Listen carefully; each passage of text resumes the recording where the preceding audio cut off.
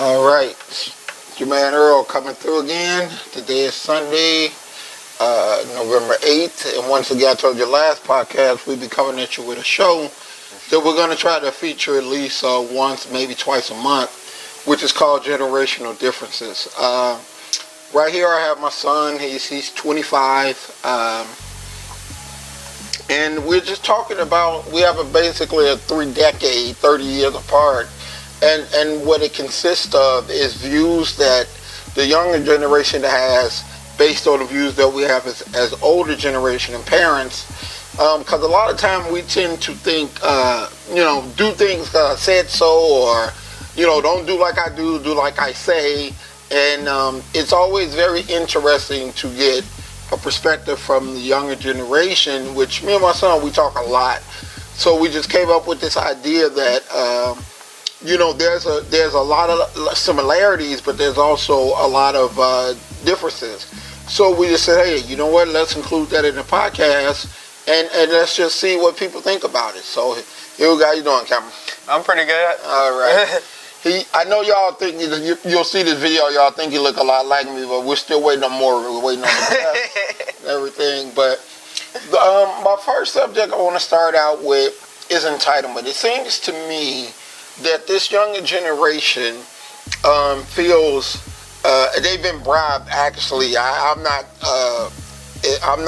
co-signing on that, but they tend to think that if they go to school and get a degree that entitles them to start out as the CEO of the damn company instead of putting in the hard work. Whereas, when we came up as kids, it was about hard work. Now, I grew up in the inner city, and what I did and versus what Cameron did.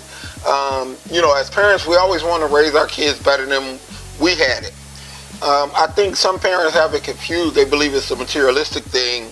I believe it's giving them a better chance in life than you had, but yet still focusing on the basics and the disciplines, respect. Kids nowadays respect nothing. So why do you feel youth of your age or younger are feeling so entitled without putting the work into it? I feel like part of the reason could be because, I'm not gonna say I'm like an expert on the topic, but it's just my view of what I see. That's because you was raised differently. Right. I used to work at a daycare for 2 years, and what I noticed is the older generation that was raising kids, their kids acted a lot differently than people that are like a few years older than me. I'm 25. I saw like 30-year-olds, 29-year-olds, like just people that were around my age. And I see people that I went to high school with having kids. Not saying that everyone that has kids young is a bad parent inherently, but it just adds to this. They watch what you do and they pick up on that. Like, the way I think is so open because you used to take me to a lot of places and you would show me a lot of things, and if I asked questions, you weren't afraid to like talk these hard topics with me because you knew I was mature enough to handle the subject matter. And I feel like a lot of people try to shelter their kids now, so when they're actually released out into the world, they're like, oh, this is what the world is like, and technology doesn't really help. Like, it's there for us to use, but I feel like we rely too much on it. Mm-hmm. People from my generation will probably remember the Pixar movie WALL-E. And WALL-E is essentially, just to give a quick summary, it's about this robot, and Earth has been abandoned by humans because we polluted it so bad, and now the robots just go around just like cleaning up the mess that we made, and we're just like off somewhere. We're like relying on technology, and like everyone's fat, and it's just like it was just a representation of where we can be if we rely too much on technology and not enough on ourselves. Because like you said, back in the older generation, people used to just bust their ass. Like they used to just work. Well, I think because me and your mom both, we worked and we had jobs and we had situations that, like you said, it required us to, you got to work. Parents wasn't handing you nothing. They expected you to get up and get to work and, manage your money wisely. And so we both had that in common. And we passed that down to you. And you're right, I run into a lot of kids who a lot of younger adults. I won't call them kids because I do a lot of hiring, and it's they feel they're too good. They want you to curtail the job for them. And actually, there's a lot of companies today that do that. Like where Maya working for Uber. I mean, you don't have to wear certain uniforms. They provide lunch for you. They breakfast and all this stuff. It's like, nah, get your ass to work and do some work. I mean, I'm a people's person, and that's why my employees, you know, I have a good relationship with them. But at the same time, we're here to work. You know what I mean? It's just in these newer companies, especially these newer technology companies, they have so much liberty for their employees that, you know, it's just, if you want to work from home, okay, you can work from home. If you don't want to come in, I don't come in. You know, you want to be off on Friday, I will give it off on. That shit did not exist when I was coming out. Right. You know, if you were supposed to work 9 to 5 Monday through Saturday, that was when you worked 9 to 5, not 9:01. You don't finish at 4:59. You work, and it just seems like when we talk with interview people now, it seems like a negotiation. You know what I mean? It's like, you know, I had to tell one guy that I was interviewing, dude, it's a reason I sit on this side of the desk and you sit on that side. Right. I'm not here to negotiate to make you feel you should come, because nowadays they feel, younger people feel they doing you a favor by coming to work there. I feel like it's more inflated in your industry because you're in like the fitness industry, which everybody, like you say all the time, everybody think they're a personal trainer now just because they work out at Anytime Fitness or something. Like, not everyone has the same drive as you, but they're just like, I've trained a few people and I look in shape, like I could do this, like easy. And it's just like, it's not about that though. It's like, it's about connecting with people. Mm-hmm. It's about keeping people coming back. It's about getting them results. Right. It's not about you. So it's like, as I'm talking to these people, I understand the industry. I've been doing this 30 years. I understand what it takes to keep people. And your attitudes, talking of the person that I'm interviewing, your attitude is not cohesive with me keeping good business going. They think because they get all these Instagram likes that they just like, oh, I'm on top of the world. Yeah. Like I got 3,000 followers. Yeah. Like what? I'm like, no one cares. No one in the real world cares. I'm trying to get to a certain place, and like when I hear people talk like that.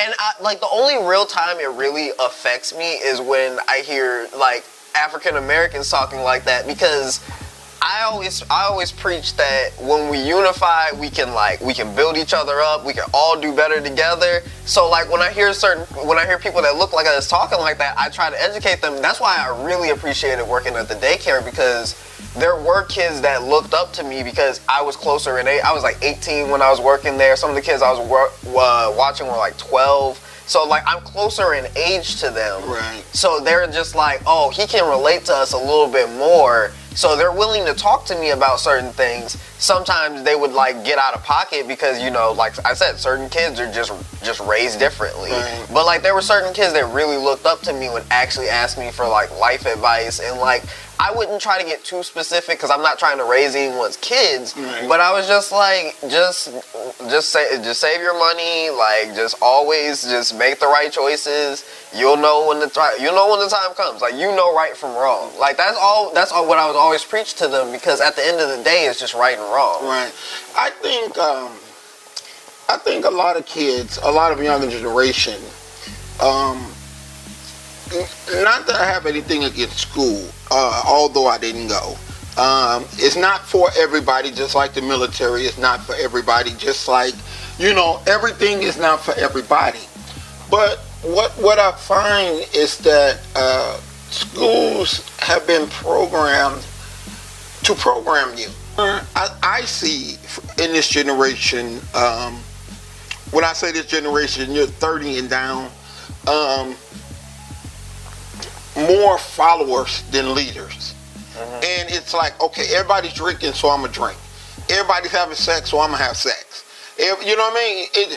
These are not your decisions. These are decisions of you following the crowd. Mm-hmm. And I find that a lot, it's not in our kids, and I tell people all the time that our clients be telling us, "Yeah, your kids are so great." I'm like, "Don't say that yet now."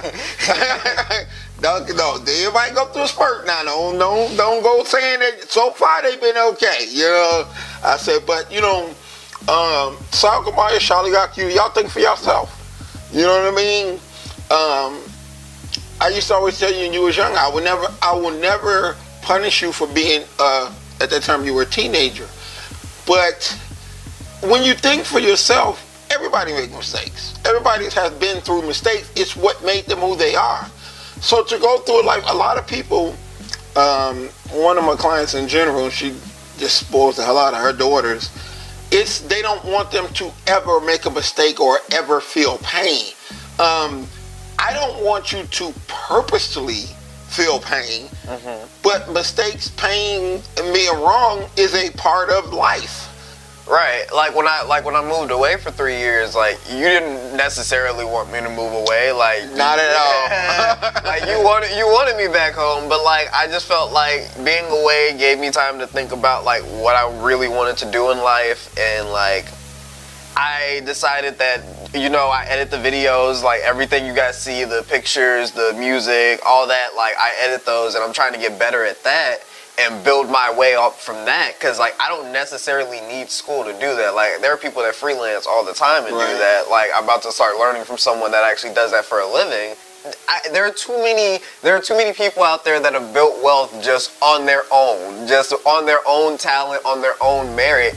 And like whether that be through sports, rapping, like music industry, politically wise, like there are people that just build themselves up and they don't necessarily need a degree to prove themselves. It gets you through the door. I'm not saying like don't go get a degree. There are some people that were meant for school. Shaliak, my stepbrother, you know, meant for school. Like couldn't picture him not in school. Some people, but even like now that he's out of school, which like I said, I'm with you. I couldn't even picture him not going to school. But he's on the job, and that experience of being on the job, he said, I've learned more in months there than I ever did at school. But some people need to go to school. I believe that college grows you up. It's a season for you to, from teenage, high school to adulthood, it's a bridge. And I believe that that time of growing up and being away from your parents is more important than the lessons that you learn. That's just my opinion. You know, and I see now that a lot of people that are going to school, they're not even able to get jobs in what they went to school for. Right. You know, all they come out with is debt. You know what I mean? I just think that some people learn better, and I know I was one of those people. I learned better with experience. You know what I mean? Let me go through the hard knocks and let me go through all that. Let me learn from that. Correct those mistakes and keep on going. Right. As much as people can down on minimum wage jobs, like when I was working for like Steak and Shake and Fazoli's, like I learned a lot working for them. Right. When I was working for Steak and Shake, I learned if you want a raise, you just gotta demand it. Like I was not playing around. They were telling me I was gonna get a raise. I'm waiting 3 weeks. I didn't get nothing, so I stopped doing certain extra things that I was doing for them that they grew accustomed to. I started doing extra things for them before I asked for a raise. See, that's the thing. Certain people will ask for a raise, like of my generation, they'll ask for a raise, but they won't do extra work. Right. Like I'm doing above and beyond, showing you I deserve a raise. Right. I've been here for 2 years, never asked for nothing. Right. Except for some days off every now and then. That's about it. But when it comes to my money, I'm just like, come on. And so I stopped doing nice things, and they were like, please start doing nice things again. And I was just like, tell management. No, what you had to do was the head person in charge. You gotta get the manager right below her to pay attention. Once you get them to pay attention, they'll curse her out and be like, dude, get him what he wants, because I'm suffering on these night shifts. You're not here. So it's just certain things that like people of your generation used to do that my generation just lost. I told you when you called me and we were talking about that situation. You do a lot, you've already proved your worth. A lot of times nowadays, they feel they need more because I got a degree. Not because I work hard. Not because I go above and beyond. I graduated, I got a degree. They told me. You know, like one guy told me, I was interviewing this guy. This guy said, y'all charge $50, right? An hour. I said, yeah. He said, well, my teacher told me I get paid $50 an hour. So how do you make your money? I said, I don't know who the fuck told you that. And I asked him, I said, have your teacher ever been a trainer? No. Okay, then she ever own a business? How does that mean? Why would you hire him to take your money? See, that's what sense do that even make? But this is the mindset that they come to me with. That's like a rapper going to a music label being like, hey, so they told me I make all the revenue of everything, so how y'all make money? Right. The music label will laugh you out the door. They will kick your ass right out. They'll throw you out the window like they did Eddie Murphy. And they'll be like, dude, 4 people get a cut before you touch anything. Yeah. And that's the way it works. And it's like, you know, you get your value when you prove you're valuable.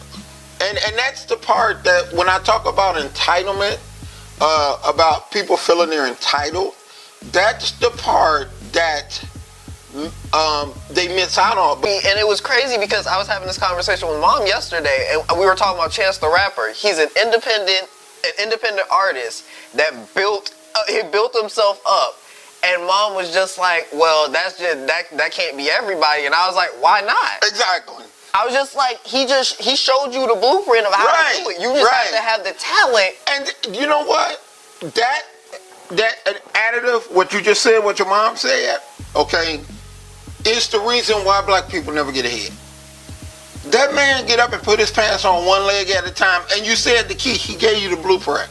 It's so funny because people down his last album, even me, I wasn't really a fan of his last album, but he still had 3 banger albums before that, and was making just all this money, and he's just doing songs with any artist he wants because he's independent. He's doing what he want to do. Music labels can't tell him, no, you can't do this sound. That's why his last album, he was just like, I don't care if you guys don't like it, this is what I want it to sound like. It's like what Eminem says. People like, I want old Eminem, I want Slim Shady. He's like, well, this is the Eminem you getting right now. Like, I've evolved with my music, and I'm just doing something. I can do what I want. I have that freedom. And see, that's the mental mindset leader mentality. That's why Chance is doing very well as an independent. That's why Eminem became one of the best rappers in the world. We in a society, we live where people dictate to us what we should be doing. You know what I mean? Before you even try, like I said, well, that's him. Well, he's a person. Right. If he did it, and you have the desire and willing to put in the work, you can do it. Reasons, okay, for why you can't are nothing but excuses.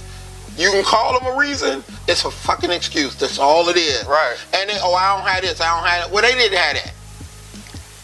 You know what I'm saying? They didn't have it either. But when you think for yourself and you have the determination to become successful at what it is you love to do, you're gonna find a way to get it done. Period. Okay. All right, people.